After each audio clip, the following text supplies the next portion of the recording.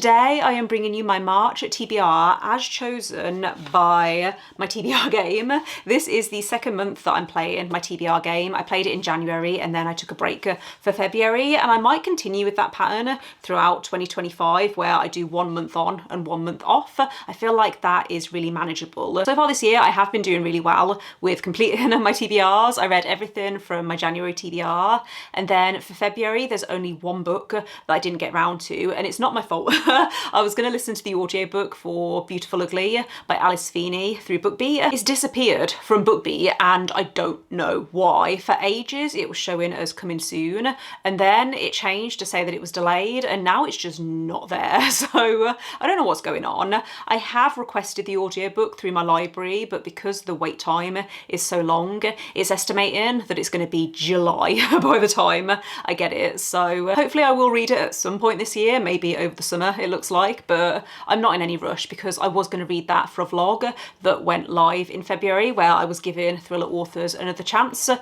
vlog is obviously live, so I'm not like reading it for any particular reason other than I've heard good things about it and I would like to try more books by Alice Feeney. This month I don't have any solid vlogging plans. There's only one book that I really want to get on my TBR, which we will hopefully talk about later. Otherwise I'm just going to roll, see what I get, and then try and make vlogs around the books that are chosen. Without further ado, let's get into the rolls and see what I'm going to be adding first to my TBR. Okay, so for roll number one, we have a 1, which is fantasy. Roll number 1 landed on fantasy, and for this I'm going with Cursebound by Sarah Elarifi, which is the sequel to Faybound, a book that I read back in December. I liked Faybound, but I didn't love it. I had some issues with it, but if I was to describe my personal taste in romantasy, then I feel like Faybound would be a really good recommendation. It fits within that box, and the main issue that I had is I felt like it was trying to do too much.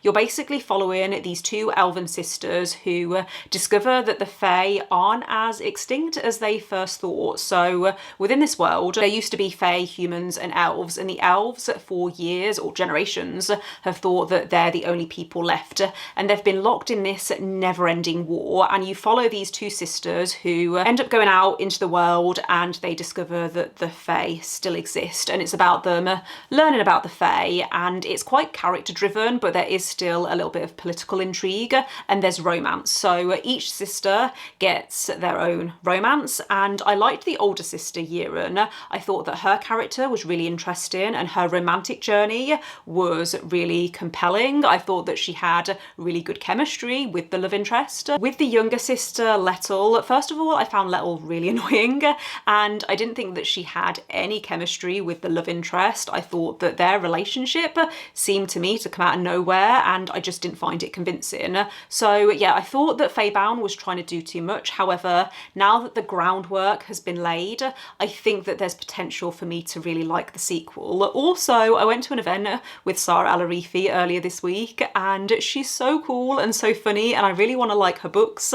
I do have the Ending Fire trilogy on my TBR, so I will get around to that eventually, but seeing as how Cursebound has just come out and I'm feeling enthusiastic to pick it up, I think I'm going to give it a go. I'm going to listen to the audiobook, which might be a mistake, but if I don't like the audiobook then I will just DNF it. With Faybound I tried the audiobook first and had to switch to the physical because it wasn't actually that I wasn't getting along with the narration, but I do find with epic high fantasy or high fantasy worlds, with fantasy in general actually, I sometimes struggle with audiobooks because if there's a lot of new terminology, and for example in Faybound there are these creatures called Obia, and I was really struggling to picture them when I was just listening to the audiobook, whereas when I was reading the physical copy I found it much easier to visualize stuff, and I'm a very visual learner, so if I don't get along with the audiobook then I will just switch to the physical copy, or I might just DNF the series if I'm really not enjoying it, but I would like to at least give it a go. Roll number 2 is another 1, which is thriller and horror. Roll number 2 landed on thriller or horror, and for this I'm going with Burn After Reading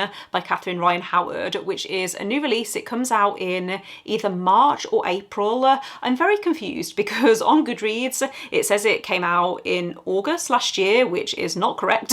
So I don't know what's happening there. I don't think this book is being published in the US. Maybe that's where the confusion has happened. happened, but the synopsis for this sounds really intriguing. It's following a guy who a few years ago, his wife died in a fire. After an investigation, it actually turns out that the wife was murdered before the fire was started, and the court of public opinion has decided that this guy was responsible and he did it, even though he was never convicted of this crime. So he decides to hire a ghostwriter to help him tell his story, and I'm assuming that we're following the ghostwriter. Maybe we're following both of them, and throughout the book we're trying to decide whether this guy actually is guilty. But I love Catherine Ryan Howard's writing, and I am so intrigued by this. I'm hoping that it's another win for me, because this author is one of my favourite crime thriller writers. Roll number 3 is a 5. 1, 2, 3, 4, 5, which is challenge.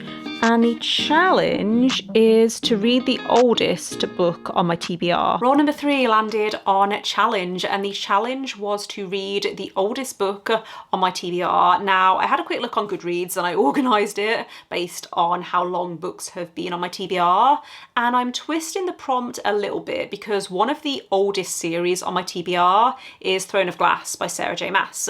And if you've been around on my channel for the last few months, then you'll know that I am gradually working my way through the Throne of Glass series, and the next book that I need to read is Empire of Storms.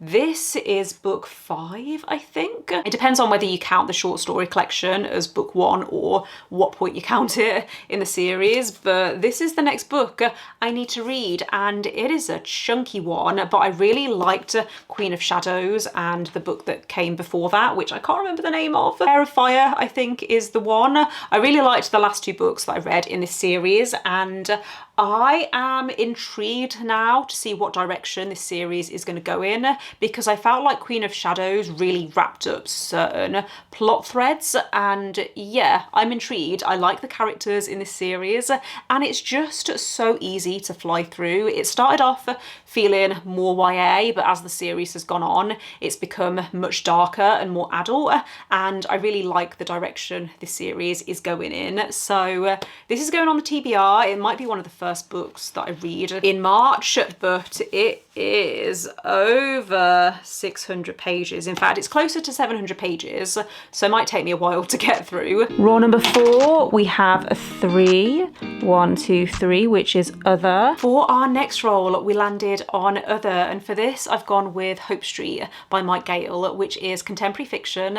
Mike Gale tends to write hard-hitting, emotional contemporary fiction, but written in a really accessible way. This is one of my most anticipated releases for 2025, and I completely forgot it was coming out in February. I have an arc through NetGalley and I should have read it in February, but in my head I had it down for like a March or April release date, so I'm a little bit late, but I tend to fly through Mike Gale's books, so I'm sure I can read this over a weekend one time next month. This is following a trainee journalist who is writing a story about this street where there's only one resident who's still living there. Basically, this company want to build on this street, or the land where this street is, and this one guy is the only resident of this street who is still holding out. It says on Goodreads that it's a very uplifting and heartfelt novel, and the only hope I have, which is ironic considering it's called Hope Street, but I'm really hoping that this isn't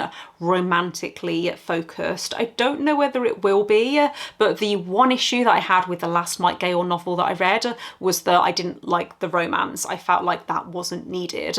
So fingers crossed this is going to be more about friendship and family and less about romance. I'm sure I'm going to love it anyway, because I have enjoyed every Mike Gale book that I've read so far. Roll number 5 is another 3. 1, 2, 3, which is thriller and horror. Roll number 5 landed on thriller or horror, and for this I'm going to be adding Making a Killing by Cara Hunter to my TBR. This is the 7th book in the D.I. Adam Fawley series, which is my favourite crime thriller thriller series. It follows a group of detectives who are investigating crimes in Oxfordshire, and it's so good. Cara Hunter is so good at writing twists and turns.